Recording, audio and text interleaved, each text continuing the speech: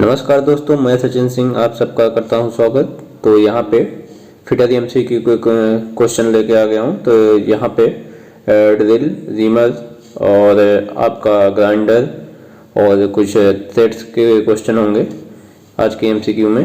और पहला क्वेश्चन है यहाँ पे, रीमर में यक्ष के रूप में चिन्हित कोड का नाम बताइए। तो यानी जो यहाँ पे यक्ष के रूप में ये दिखाया जा रहा है, यहाँ पे ये मेंशन किया जा रहा है, ये कौन सा कोड है इसके बारे में पूछा जा रहा है। तो यहाँ पे चार ऑप्शन है, rack angle, flute angle, helix angle या फिर क्लीयरेंस एंगल। तो इन चारों में से जो आपका आंसर सही होगा वो आपका सी सही होगा, यानी ये आपका हेलिक्स एंगल होता है। और उसके बाद अगला क्वेश्चन है, ड्रिल किए गए छेद को फिनिश करने की प्रक्रिया का क्या नाम है। यानी जो आप ड्रिल करते हैं, ड्रिल करने के बाद भी उस होल में अंदर कुछ फीसर या बजर टाइप में रह जाता है, तो उसको बिल्कुल फिनिश करने में एक्यूरेट लाने के लिए आप कौन सी भी प्रक्रिया करते हैं या किस टूल का प्रयोग करते हैं, उसे क्या कहते हैं, उसके बारे में पूछा जा रहा है। तो यहाँ पे चार ऑप्शन है, reaming, spot facing, counter boring या फिर काउंटर सिंकिंग। तो यहाँ पे जो आपका आंसर होगा वो आपका ए हो जाएगा, यानी वो आप रीमर के द्वारा वहाँ पे रीमिंग प्रक्रिया करते हैं। और अगला क्वेश्चन है, क्यों हैंड रीमर के दांतों में असमान अंतराल होता है। यानी जो आपके हैंड रीमर के जो दांते होते हैं उनमें जो अंतराल होता है वो असमान होता है, एक समान नहीं होता। ये ऐसा क्यों किया जाता है इसके बारे में पूछा जा रहा है। तो यहाँ पे चार ऑप्शन है, चैटरिंग कम करने के लिए, अधिक धात निकालने, या फिर क्षमता बढ़ाने के लिए, या फिर टूल का जीवन बढ़ाने के लिए। तो जो आपका ये दिया जाता है ये ऑप्शन ए है, चैटरिंग कम करने के लिए आपके हैंड रीमर में जो दांते होते हैं उसे असमान दिए जाते हैं। उसके बाद अगला क्वेश्चन है, ट्विस्ट ड्रिल में क्लीयरेंस एंगल का उद्देश्य क्या है। यानी जो आपका ट्विस्ट ड्रिल होता है उसमें क्लीयरेंस एंगल क्यों दिया जाता है उसके बारे में यहाँ पे पूछा जा रहा है। तो चार ऑप्शन है आपके, ए बी सी डी। तो यहाँ पे जो आपका ऑप्शन सही होगा डी आपका सही हो जाएगा, ड्रिल के किनारों के घर्षण को रोकने के लिए। यानी जो ड्रिल का जो किनारा होता है वो जो है घिसाव ना हो, नहीं तो उससे क्या होगा, आपका जो कटिंग एंगल है वो आपका खराब हो जाएगा। तो उससे बचाने के लिए आपका क्या होता है, क्लीयरेंस एंगल दिया जाता है आपके ट्विस्ट ड्रिल में। उसके बाद अगला क्वेश्चन है, रिवरिंग के लिए काउंटर सिंकिंग का कोण क्या है। तो रिवरिंग के लिए जो काउंटर सिंकिंग कोड रखा जाता है वो 75 डिग्री रखा जाता है। तो यहाँ पे आपका ए ऑप्शन सही हो जाएगा।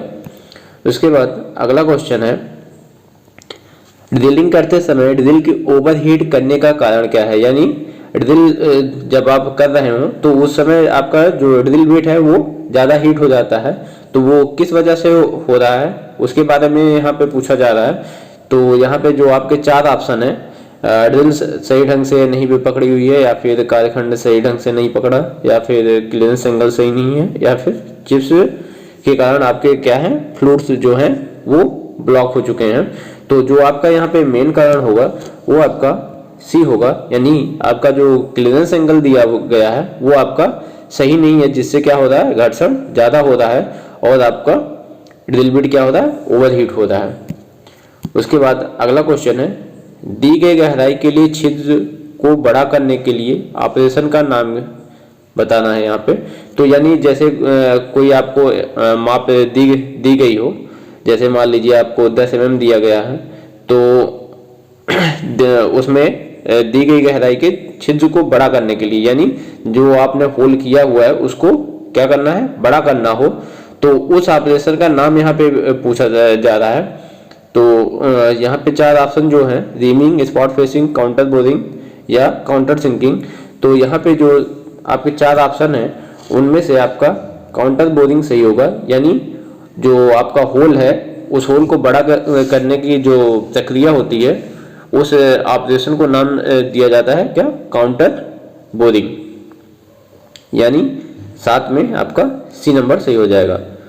और उसके बाद अगला क्वेश्चन है, यदि ड्रिल का क्लीयरेंस कोण अधिक है तो क्या होगा। तो यानी अगर आप क्लीयरेंस कोण कम रखेंगे तो क्या होगा, घर्षण होगा, और घर्षण होगा तो क्या होगा, आपका ड्रिल बिट हीट होगा। लेकिन अगर आप क्लीयरेंस कोण अधिक रखें तब क्या होगा, तो तब आपका यहाँ पे कटिंग एज क्या होगा, कमजोर होगा, यानी आपका जो कटिंग पॉइंट है वो क्या हो जाएगा, वो वीक हो जाएगा और वो टूट सकता है। तो इसलिए आपका मेटल के हिसाब से जितना जो है क्लीयरेंस एंगल होना चाहिए, आपको उतना ही क्लीयरेंस एंगल अपने ड्रिल बिट में रखें। और अगला क्वेश्चन है, यदि ड्रिलिंग के दौरान स्पिंडल केंद्र से बाहर चल रहा हो तो क्या होगा, यानी जब आप ड्रिल कर रहे हैं और आपका जो ड्रिल बिट का है यानी स्पिंडल में ही लगा होता है, और अगर वो केंद्र में न चल के अगर वो बाहर चल रहा है तो क्या होगा, अगर इधर उधर चलेगा। तो यहाँ पे जो आपके 4 ऑप्शन है उनमें से आपका डी सही होगा। जो आपका होल आप बना रहे हैं वो आपके जो साइज है उससे बड़ा बनेगा, यानी डी आपका सही हो जाएगा, यानी अधिक आकार के छेद बन जाते हैं। उसके बाद अगला क्वेश्चन है, यहाँ पे एक फिगर दिया गया है, तो फिगर में आपको फिगर देख के यहाँ पे आपको बताना है इस पार्ट का नाम, यानी ये आप देख सकते हैं, ये यहाँ से यहाँ तक की जो ये माप दिखाई जा रही है एक्स के द्वारा, इसके बारे में पूछा जा रहा है। तो इसे आप क्या बोलते हैं 10 नंबर में, तो ये आपका पिच होता है, यानी दो जो है सेट के बीच की जो दूरी होती है कि उसे क्या कहते हैं, पिच कहते हैं। ठीक, तो ये आपकी एक सेट ये है, एक सेट ये है, इन दोनों सेट के बीच की जो दूरी हो गई उसे क्या कहते हैं, आपको पिच कहते हैं, यानी आपका 10 नंबर में सी सही हो जाएगा। उसके बाद अगला क्वेश्चन है, एक ग्राइंडर व्हील जिसका विनिर्देश 32 से 46 H8V, इसमें ए क्या दर्शाता है। तो यहाँ पे ये ग्राइंडर व्हील का जो है पूरा विनिर्देश यानी स्पेसिफिकेशन उसका दिया गया है। तो इस स्पेसिफिकेशन में देख के जो ये ए द्वारा यहाँ पे क्या दर्शाया जा रहा है उसके बारे में पूछा जा रहा है। तो ये जो यहाँ पे ए दिया गया है, ए आपका क्या मेंशन करता है कि आपका एब्रेसिव का टाइप क्या है, यानी वो आपका एल्युमिनियम ऑक्साइड का बना हुआ है या फिर सिलिकॉन कार्बाइड का। तो यानी ये यहाँ पे आपका क्या दर्शा रहा है, 11 नंबर में आपका डी आपका सही हो जाएगा, यानी टाइप ऑफ एब्रेसिव, यानी अपघर्षण का प्रकार, यानी जो आप एब्रेसिव यूज करते हैं वो किस टाइप का है उसके बारे में यहाँ पे ये ए मेंशन कर रहा है। उसके बाद अगला क्वेश्चन है, कंसेंटरिंग चलने के लिए नए ग्राइंडिंग व्हील को लगाने के बाद क्या करना चाहिए, यानी कंसेंटरिंग चलने का मतलब यानी केंद्र में चलने के लिए, यानी अपने केंद्र से इधर उधर ना हो आपका ग्राइंडिंग व्हील। तो जब आप नया ग्राइंडिंग व्हील लगाएंगे तो सबसे पहले क्या करेंगे, उसकी ड्रिलिंग की जाती है। और ड्रिलिंग क्यों की जाती है, यानी ताकि आपका जो ग्राइंडिंग व्हील है वो एक्यूरेट आपके केंद्र में चले, इधर उधर न चल के। तो सबसे पहले कौन सी प्रक्रिया होगी, उस पर ड्रिलिंग होगी, यानी आपका ये ऑप्शन सही हो जाएगा। और 13 नंबर है क्वेश्चन यहाँ पे, ब्लास्ट फर्नेस से क्या प्राप्त होता है, यानी जो आपकी ब्लास्ट फर्नेस है तो उसमें जब आप आयरन ओर डालते हैं तो उस ब्लास्ट फर्नेस से क्या बनाया जाता है, कौन सा जो है आयरन बनता है। 4 ऑप्शन है, pig iron, cast iron, wrought iron या फिर नर्म लोहा यानी मैलिएबल आयरन।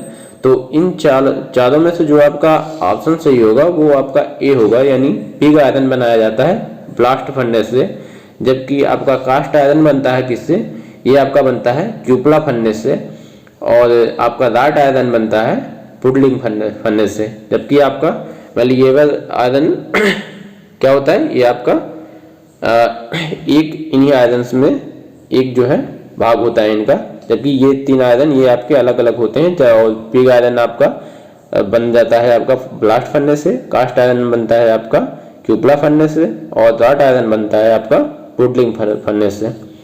उसके बाद अगला क्वेश्चन है यहाँ पे, मैग्नेट और बॉल बीयरिंग और आपका कटिंग टूल के निर्माण के लिए किस धातु का जो है प्रयोग किया जाता है। यानी ये 3 पार्ट्स यहाँ पे मेंशन किए गए हैं, बॉल बेयरिंग, कटिंग टूल और आपके मेन ग्रेड जो होते हैं वो किस धातु के यानी किस मेटल के बनाए जाते हैं। तो यहाँ पे 4 ऑप्शन है, कोबाल्ट, कैडमियम, वेनेडियम या फिर मोलिब्डेनम। तो जो यहाँ पे ऑप्शन आपका सही होगा वो आपका ये सही होगा, जो आपके ये तीनों होते हैं ये आपके कोबाल्ट के बनाए जा सकते हैं। तो आपका ये ऑप्शन यहाँ पे सही हो जाएगा। उसके बाद अगला क्वेश्चन है, पायराइट्स अयस्क में कितना तांबा होता है। यानी जो आपका पायराइट्स ओर होता है उसमें कितने आपका तांबा होता है उसके बारे में पूछा जा रहा है। तो उसमें आपका पायराइट में आपका जो तांबा होता है वो लगभग 0.32 होता है। यानी आपका बी यहाँ पे सही हो जाएगा, 0.32 आपका उसमें लगभग तांबा पाया जाता है इतने परसेंट में। उसके बाद अगला क्वेश्चन है, कौन सी धातु कई प्रकार के अम्लों के लिए प्रतिरोधी है। यानी इन चारों में से कौन सी वो जो है धातु है जो अम्ल के लिए प्रतिरोधी है, यानी जिसपे अम्ल का जो है प्रभाव ज़्यादा ना पड़ता हो इन चारों में। तो वो जो आपका होता है वो आपका लेड होता है, यानी सी नंबर आपका 16 में सही हो जाएगा। और आप लोगों ने वैसे भी सुना होगा कि लेड जो है अगर एक स्थान से दूसरे स्थान पे प्रवाहित करना हो तो किस टाइप का आप किस में जो है धातु का आपका वहाँ पे पाइप यूज करेंगे। तो वहाँ पे ऐसी जगह पे लेड का यूज किया जाता है, क्योंकि लेड पे आपका अम्लों का प्रभाव बहुत कम पड़ता है।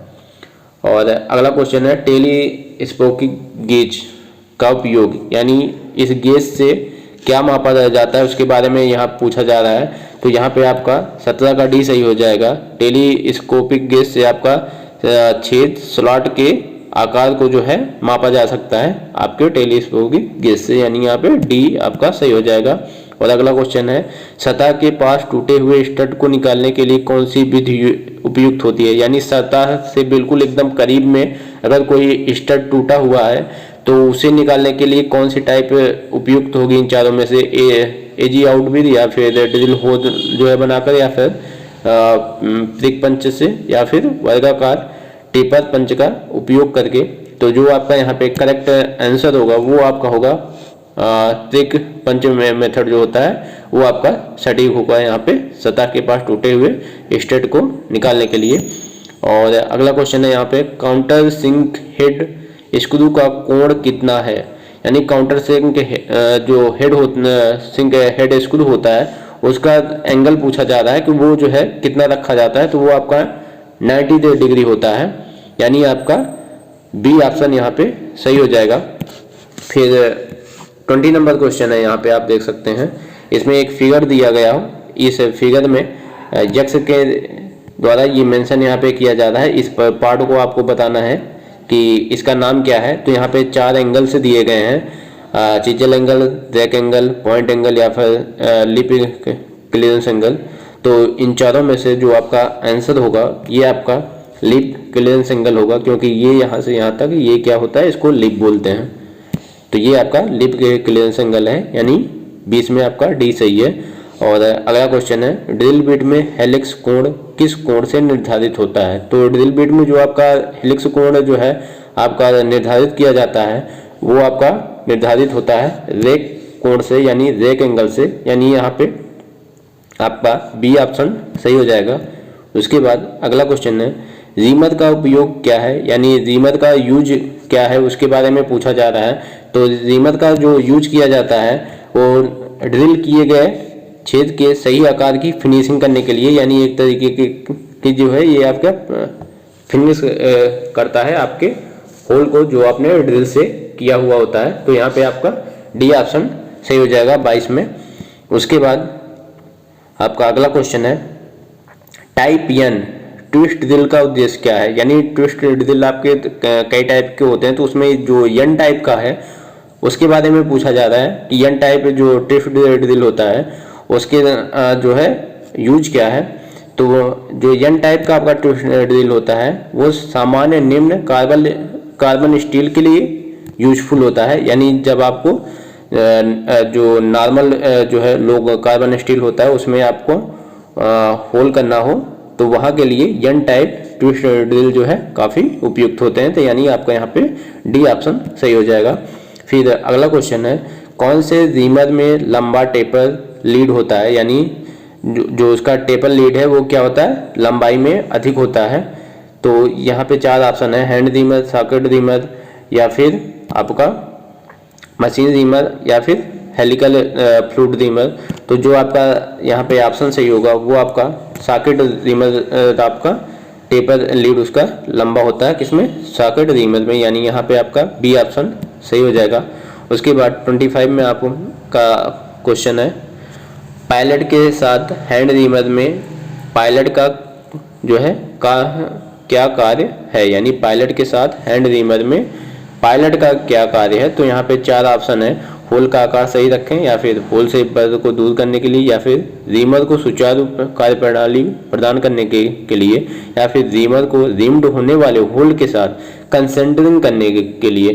तो यहाँ पे जो करेक्ट ऑप्शन होगा सही आपका डी होगा, यानी रीमर को रीमर्ड होने वाले होल के साथ कंसेंट्रिंग यानी केंद्र में रखने के लिए यहाँ पे यूज किया जाता है आपका पायलट के साथ हैंड रीमर में पायलट जो होता है उसका, यानी यहाँ पे डी ऑप्शन आपका सही हो जाएगा। और अगला क्वेश्चन है, ड्रिल के बिंदु कोण को कौन तय करता है, यानी ड्रिल का जो पॉइंट एंगल होता है वो कैसे कितना रखना चाहिए, वो किस पे डिपेंड करता है, उसके बारे में यहाँ पे पूछा जा रहा है। तो वो यहाँ पे आपका जॉब का मटेरियल जो है तय करता है कि आपका पॉइंट एंगल ड्रिल का कितना होगा। जिस आपका जो है जो जॉब है वो जिस मटेरियल का होगा उसके ऊपर आप उसके अनुसार क्या करेंगे, पॉइंट एंगल रखेंगे अपने ड्रिल बिट का। उसके बाद आज का लास्ट क्वेश्चन है यहाँ पे, 10 mm के क्षेत्र की रीमिंग करने के लिए ड्रिल आकार क्या होगा अगर अंडर साइज 0.2 mm और ओवर साइज 0.05 mm है। तो इसके लगभग जो है चार्ट्स आपको मिल जाएंगे, ये पूरे जो है चार्ट में ये मेंशन होता है कि किस रीमर के लिए कितना जो है ड्रिल साइज जो है रखना है। तो यहाँ पे जो आपका ऑप्शन सही होगा ये आपका बी सही हो जाएगा, 9.75 mm। तो इसी के साथ आज का पार्ट ये यहाँ पे फिटर एमसीक्यू का समाप्त होता है। नमस्कार, धन्यवाद।